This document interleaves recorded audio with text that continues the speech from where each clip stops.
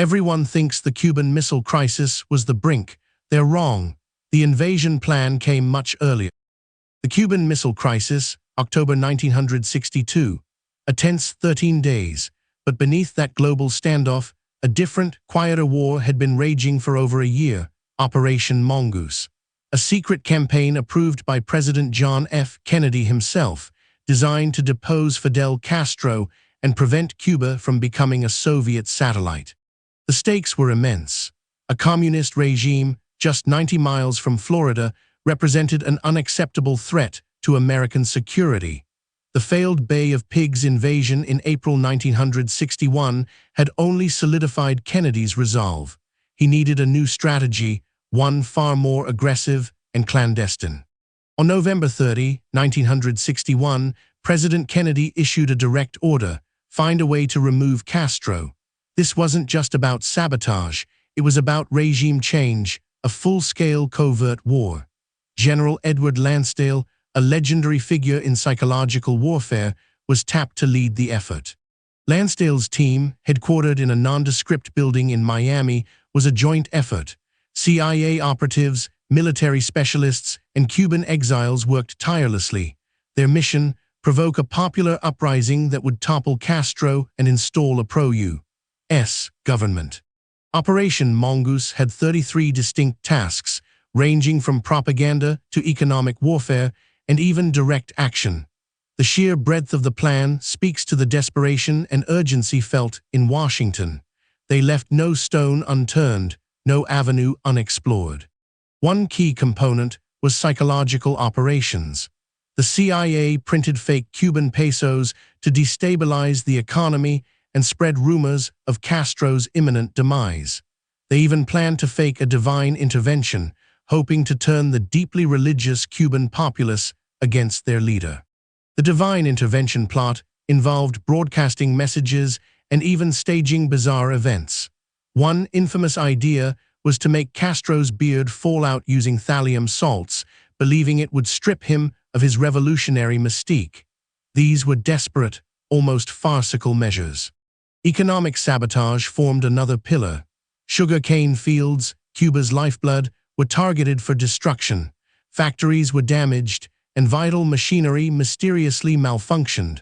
The goal was to create enough domestic discontent to spark a rebellion. But perhaps the most audacious plans involved assassination. The CIA, through mafia contacts, attempted to poison Castro. Exploding cigars, poisoned wetsuits, even a booby-trapped seashell were all considered. None ever reached their target. These plots illustrate the murky ethics of Cold War espionage. The line between intelligence gathering and outright state-sponsored terrorism became dangerously blurred. The justification was always the greater good, preventing a communist foothold in the Americas. Despite these elaborate schemes, Operation Mongoose struggled. Intelligence was often unreliable, and Cuban security forces proved highly effective. The anticipated popular uprising never materialized, frustrating Washington's hopes. Then came the summer of 1962. U.S. intelligence began detecting suspicious Soviet activity in Cuba. Crates, covered and heavily guarded, arrived by ship. The world was about to discover the true, terrifying scale of Soviet intentions. On October 16th, U-2 spy plane photos confirmed it. Soviet ballistic missiles, capable of carrying nuclear warheads, were being assembled on Cuban soil. This discovery forced a dramatic and immediate shift in U.S. policy. Operation Mongoose, with its covert actions and assassination plots, was abruptly suspended. Kennedy's focus narrowed to the existential threat of nuclear war. The secret war against Castro had inadvertently created the very crisis it sought to prevent. The Cuban Missile Crisis resolved, but the legacy of Mongoose endured. It fostered a deep distrust between the U.S. and Cuba, shaping their relationship for decades. It also exposed the dangers of covert operations spiraling out of control. Some historians argue Mongoose was a primary driver for Castro inviting Soviet missiles.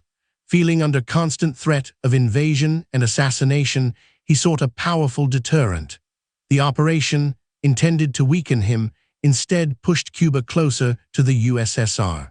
Operation Mongoose remains a stark reminder of the Cold War's hidden battles.